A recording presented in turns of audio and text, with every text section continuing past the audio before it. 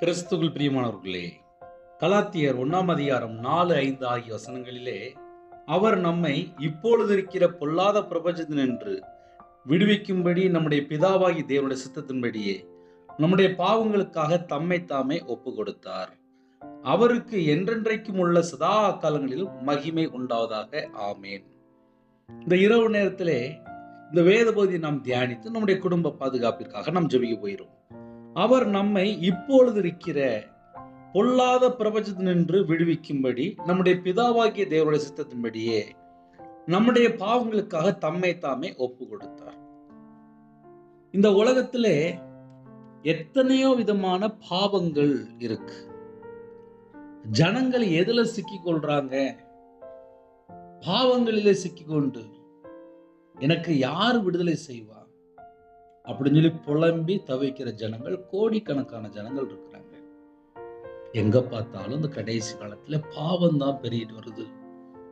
இயேசு கிறிஸ்து இந்த பூமிக்கு வந்த நோக்கம் என்ன? பொல்லாத உலகத்திலிருந்து விடுவிக்கும்படி நம்முடைய பாவங்களுக்காக தம்மை தாமே ஒப்பு கொடுத்தார். இயேசு கிறிஸ்து இந்த பூமிக்கு வந்த ஒரு நோக்கம் உண்டு. பொல்லாத உலகத்திலிருந்து விடுவிக்கும்படி. இந்த உலகம் பொல்லாத உலகம் என்று எழுதப்பட்டிருக்கு. அவர் நம்மை இப்பொழுது இருக்கிற பொல்லாத பிரபஞ்சத்தினின்று விடுவிக்கும்படி, பொல்லாத உலகத்தினின்று விடுவிக்கும்படி நம்முடைய பிதாவாகிய தேவனுடைய சித்தத்தின்படியே, இது எல்லாமே பிதாவின் சித்தம். பிதாவின் சித்தத்தின்படியே நம்முடைய பாவங்களுக்காக தம்மை தாமே ஒப்பு கொடுத்தார். நம்முடைய பாவங்கள் என்று எழுதப்பட்டிருக்கு. நாம் செய்த பலவிதமான பாவங்கள் எல்லாவற்றையும் இயேசு கிறிஸ்து தாமே சிலுவையில் சுமந்தார். நம்முடைய பாவம், நம்முடைய அக்கிரமம், நம்முடைய மீறுதல், நம்முடைய தலைமுறை சாபம் எல்லாவற்றையும் தாமே சிலுவையில் சுமந்தார் என்று எழுதப்பட்டிருக்கு. இந்த இரவு நேரத்திலே நம்ம என்ன யோசித்து பார்க்கணும் அப்படின்னா, பொல்லாத உலகத்திலிருந்து நாம் விடுதலையாக்கப்பட்ட ஜனமாக இருக்கிறோமா? இன்னைக்கு இந்த ஒரே ஒரு பாயிண்ட் மட்டும்தான். பொல்லாத உலகத்திலிருந்து விடுதலையாக்கப்பட்டால் மட்டும்தான் ஒரு நிம்மதியான ஒரு தூக்கம் வரும். பொல்லாத உலகத்திலிருந்து வெளியில வரணும் அப்படின்னா என்ன அர்த்தம் அப்படின்னா, நம்ம சிந்தனை இந்த உலகத்தை சார்ந்து இருக்க கூடாது. நம்ம இருதயத்துக்குள்ளே இந்த உலக கவலை, உலக மயக்கம், உலக ஐஸ்வர்ய மயக்கம், உலகத்தின் மேல எந்த ஒரு நாட்டமும் இருக்கக்கூடாது. நம்ம வெளியில புறப்பட்டு போறோம், போயிட்டு வரோம். நம்ம கண்ணில் பார்க்கிற பார்வை, நம்ம சிந்தனை, நம்ம நினைவு, நைட்டு படுத்து தூங்குறதுக்கு முன்பாக நம்ம என்ன யோசித்து பார்க்கணும் அப்படின்னா, நம்ம செய்த எல்லாமே தேவனுக்கு பிரியமான காரியமா, பரிசுத்த ஆவியான துக்கப்படுத்துற மாதிரி காரியங்கள் ஏதாவது இருந்துச்சா?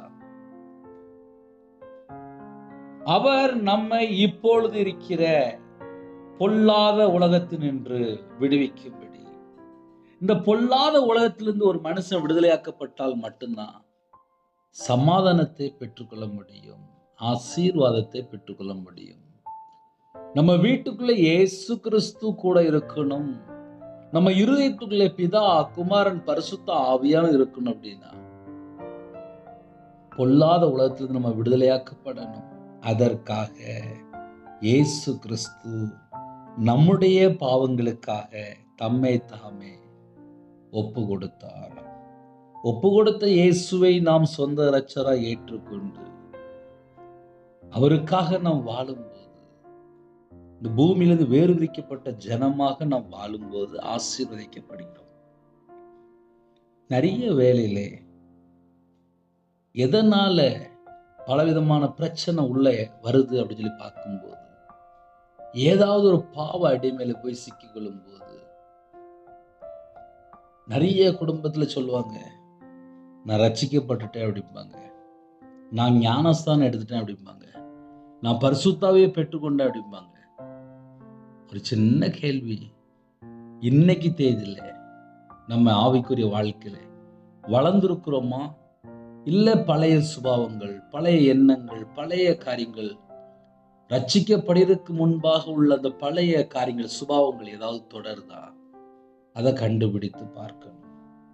இதையே நம்ம கொஞ்சம் ஆழமா சொல்ல வேண்டியது அப்படின்னா, பொல்லாத உலகத்திலிருந்து விடுவிக்கும்படி பொல்லாத உலகத்திலிருந்து வெளியில வரணும் அப்படின்னா என்ன அர்த்தம் அப்படின்னா, ஒரு சகோதரன் என்ன சொன்னாங்க அப்படின்னா, நான் 10 வருஷம் முன்னாடி நான் மூலிகை ஞானஸ்நானம் எடுத்துட்டேன். ஆனா கடந்த மாசத்திலே என் மனைவிட்ட கோவப்பட்டேன். உடனே பழைய சுபாவம் எனக்குள்ள வந்துட்டு, அந்த பழைய அடிமை வந்துட்டு, பழைய அடிமைக்குள்ள நான் போயிட்டேன் அப்படின்னாங்க. அவங்க எந்த பாவத்துல இருந்தாங்களோ அதே பாவத்துல நான் மறுபடியும் போயிட்டேன் அப்படின்னாங்க. இந்த பொல்லாத உலகம் நம்மள என்ன செய்யுது அப்படின்னா, அந்த பாவ அடிமைக்குள்ள இழுத்துக்குள்ள பாக்குது. ரட்சிக்கப்பட்டு அபிஷேகம் பண்ணப்பட்டு கர்த்தருக்காக ஊழியம் செய்யற எத்தனையோ பரிசுத்தவான்கள் இருக்கிறாங்க. நைட் நேரத்துல என்ன யோசித்துவாங்க தெரியுமா? இன்னைக்கு என்னுடைய ஆவிக்குரிய வாழ்க்கை விழுந்து போன நிலைமையில இருக்கா, இல்ல ஆவிக்குரிய வாழ்க்கையிலே நான் மறுபடியும் புதுப்பிக்கப்பட்டிருக்கேனா? அதை நம்ம கொஞ்சம் யோசித்து பார்க்கணும். நைட்டு படுத்த ஒரு நல்ல தூக்கம் வரணும். கர்த்தர் கூட இருப்பார். கர்த்தர் கூட இருக்கும்போது நல்ல தூக்கம் வரும். ஆனால் நம்முடைய இருதயம் பரலோகத்தை சார்ந்திருக்கா, இந்த உலகத்தை சார்ந்திருக்கா? உலகத்தை சார்ந்திருக்கும் போது உலக கவலை இருக்கும், இருதயத்துக்குள்ள ஒரு மனவேதனை இருக்கும், ஒரு துக்கம் இருக்கும். என்னை அவங்க அப்படி சொல்லிட்டாங்களே, என் சொந்தக்காரன் என்னை வெறுத்துட்டாங்களே, என் ஃப்ரெண்ட் என்னை வெறுத்துட்டாங்களே அப்படின்னு சொல்லி எதையாவது உட்கார்ந்து புலம்பிட்டு இருப்பாங்க. பொல்லாத உலகம். பொல்லாத உலகத்திலிருந்து ஒரு மனுஷன் வெளியில வரணும் அப்படின்னா கர்த்தர் மட்டும்தான் நமக்கு உதவி செய்ய முடியும். பரிசுத்த ஆவியானவர் நமக்கு துணை செய்வார். தேவனுடைய வார்த்தையை நம்ம தியானிக்கும் போது நம்ம எப்படி யோசித்து பார்க்கணும் அப்படின்னா, அவர் நம்மை இப்பொழுது இருக்கிற பொல்லாத உலகத்தினின்று, பொல்லாத பிரபஞ்சத்தினின்று விடுவிக்கும்படி நம்முடைய பிதாவாகிய தேவனுடைய சித்தத்தின்படியே நம்முடைய பாவங்களுக்காக தம்மை தாமே சிலுவையில் ஒப்பு கொடுத்தார். நம்முடைய பாவங்கள், நம்முடைய அக்கிரமம், நம்முடைய மீறுதல், நம்முடைய துக்கம், நம்முடைய தலைமுறை சாபம், நம்முடைய பலவீனம், நம்முடைய நோய், நம்முடைய தரித்திரம் எல்லாவற்றையும் தாமே சிலுவையில் சுமந்தார். நமக்காக அடிக்கப்பட்டார், நமக்காக நொறுக்கப்பட்டார், நமக்காக ஜீவ பலியானார். நம்முடைய பாவங்களுக்காக மரித்து அடக்கம் பண்ணப்பட்டு வேத வாக்கியன்படி 3ஆம் நாள் உயிர்த்தெழுந்த இயேசு கிறிஸ்துவை நாம் சொந்த இரட்சகராய் ஏற்றுக்கொண்டு, இனிமேல் அந்த பாவம் பண்ண மாட்டேன்ப்பா, என் பாவத்தை எல்லாம் சிலுவையில சுமந்தீங்களே, இனிமேல் நான் உமக்காக வாழ்வேன்ப்பா அப்படி நம்ம வாயை திறந்து சொல்லும் போது அந்த பொல்லாத உலகத்திலிருந்து நாம் விடுதலையாக்கப்பட முடியும். எதனால் அந்த பழைய சுபாவங்கள், பழைய எண்ணங்கள் வருது அப்படின்னு சொல்லி பார்க்கும்போது, இயேசு கிறிஸ்து சிலுவையில செய்து முடித்த காரியங்களை நாம் தியானிக்கும் போதுதான் நமக்குள்ளே தேவ பலன், ரட்சிக்கப்படுகிற நமக்கு அது தேவ பலன் என்று எழுதப்பட்டிருக்கு. சிலுவை பற்றிய உபதேசம் கெட்டு போகிறவர்களுக்கு பைத்தியமாய் இருக்கிறது, ரட்சிக்கப்படுகிற நமக்கும் அது தேவ பலனாய் இருக்கிறது.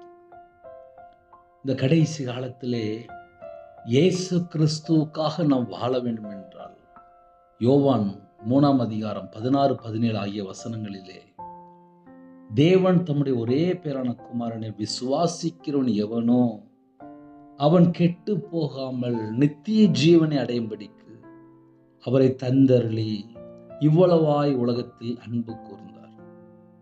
உலகத்தை ஆக்கினிக்குள்ளாக தீர்க்கும்படி தேவன் தம்முடைய குமாரனை உலகத்தில் அனுப்பாமல் அவராலே உலகம் ரட்சிக்கப்படுவதற்காகவே அவரை அனுப்பினார். இயேசு கிறிஸ்து மூலமாக தான் நம்ம ரட்சிக்கப்படுகிறோம்.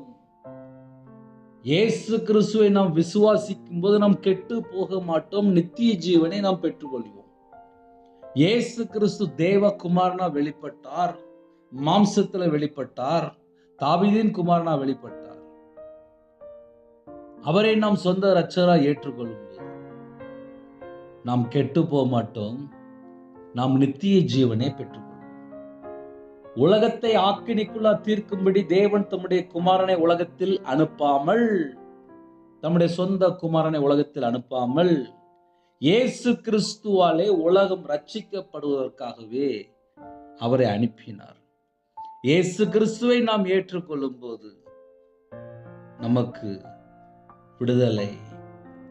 ஏசாயா 53ஆம் அதிகாரம் 4, 5 ஆகிய வசனங்களிலே மெய்யாகவே அவர் நம்முடைய பாடுகளை ஏற்றுக்கொண்டு நம்முடைய துக்கங்களை சுமந்தார். நாமோ அவர் தேவனால் அடிபட்டு வாதிக்கப்பட்டு சிறுமைப்பட்டவர் என்று எண்ணினோம். நம்முடைய மீறுதல் நிமித்தம் அவர் காயப்பட்டு நம்முடைய அக்கிரமங்கள் நிமித்தம் அவர் நொறுக்கப்பட்டார். நமக்கு சமாதானத்தை உண்டு பண்ணும் ஆக்கினை அவர் மேல் வந்தது. அவருடைய தழும்புகளால் குணமாகி. இந்த இரவு நேரத்தில் நமக்கு ஒரு விடுதலை வேணும், நமக்கு ஒரு குணம் வேண்டும் என்றால் நம்முடைய பாடுகளை சிலுவையில் ஏற்றுக்கொண்டார்.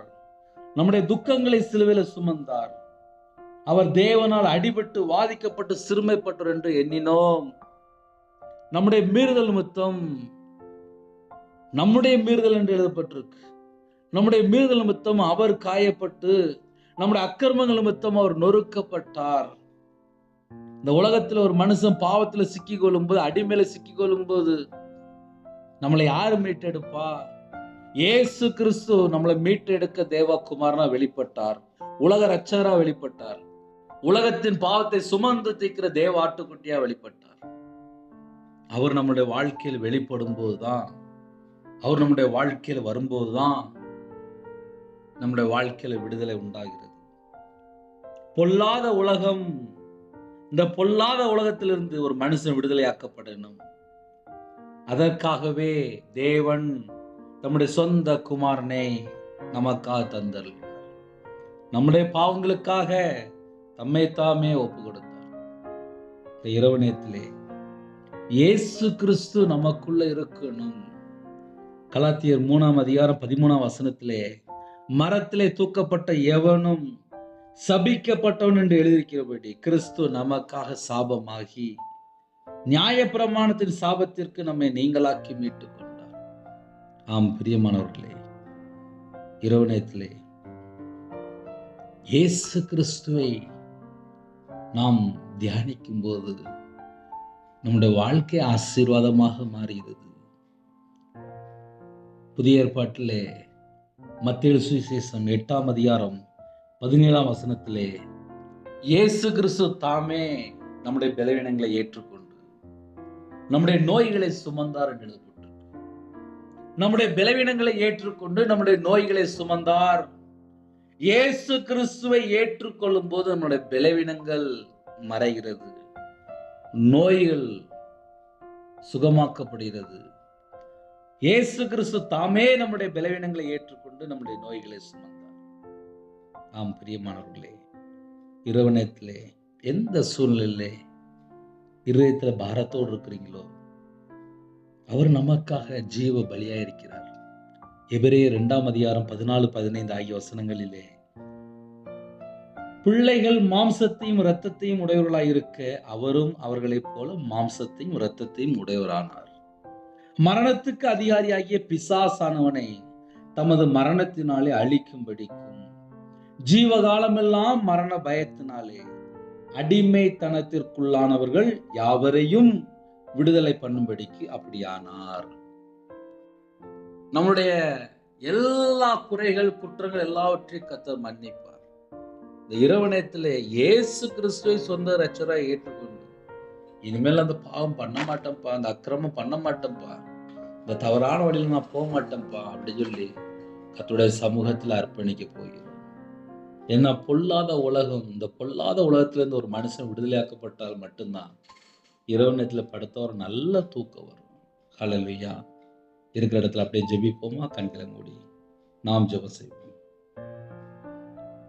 எங்களை அதிகமாய் நேசிகள் அன்புடன் அந்த பரிசுத்தமுள்ள நல்ல பிதாவே, நன்றியோடு துதிக்கிற சொல்கிறோம்ப்பா. இந்த இரவு நேரத்திலே கேட்ட சத்தியத்தின்படி எல்லாரும் விடுதலையாக்கப்படணும்ப்பா.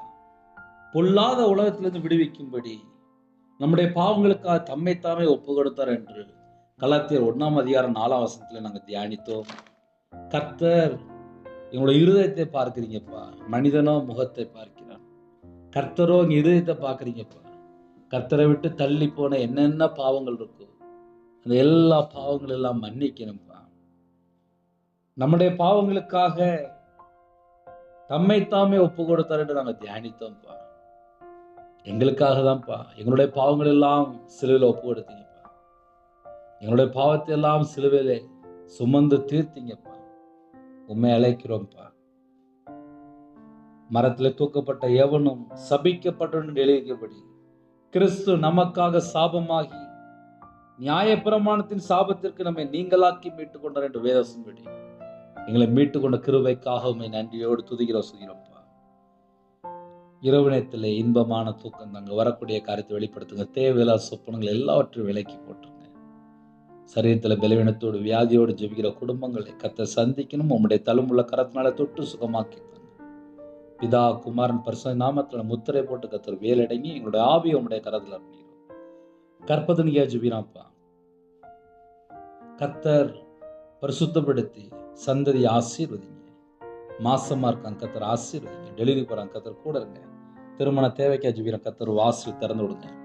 திருமணம் முடிந்ததுக்கு அப்புறம் கர்த்தரை விட்டு தள்ளி போன பாவங்கள், அடிமை, என்னென்ன காரியத்தில் இருக்கவங்களோ எல்லாவற்றையும் கர்த்தர் மாற்றுங்க. குடும்பம் ரட்சிக்கப்படணும்ப்பா. எந்தெந்த அடிமையில் இருக்கிறாங்களோ இந்த எல்லா அடிமையெல்லாம் மாற்றி கர்த்தர் மறுபடியும் மீட்டெடுங்க. தேவன் அருளியாப்பு மினிஸ்ட்ரி மூலியமாக இணைந்திருக்கிற குடும்பங்கள் இயேசு கிறிஸ்து நாமத்தினால் ஆசீர்வதிக்கப்படட்டும்.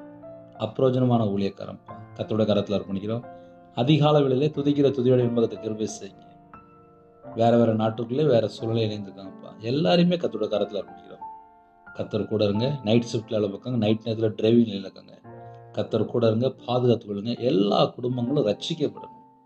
கர்த்தரே மெய்யான தெய்வம் என்பதை அறிந்து கொள்ளணும்ப்பா. அப்படிப்பட்ட கிருபையை தாங்க. இரவு நேரத்திலே வேத வசனத்தை தியானித்து ஜெபிக்கக்கூடிய கிருபை தாங்க. குடும்பமாக ஜெபிக்கக்கூடிய கிருபை தாங்க. கர்த்தர் பொறுப்படுத்துங்க. உங்கள் கரத்தில் அர்ப்பணிக்கிறோம். துதிகான மகிமையெல்லாம் ஒருவருக்கே செலுத்திடும். இயேசு கிறிஸ்துவின் பிதாவே ஆமென். தேவனுக்கே மகிமையுண்டதாக. கர்த்தர் தாமே உங்களையும் உங்கள் குடும்பத்தின் சகல காரியத்திலும் சம்பூர்ண அதிருப்தியாக கர்த்தர் கொடுத்து ஆசீர்வதிப்பாராக. ஆமென்.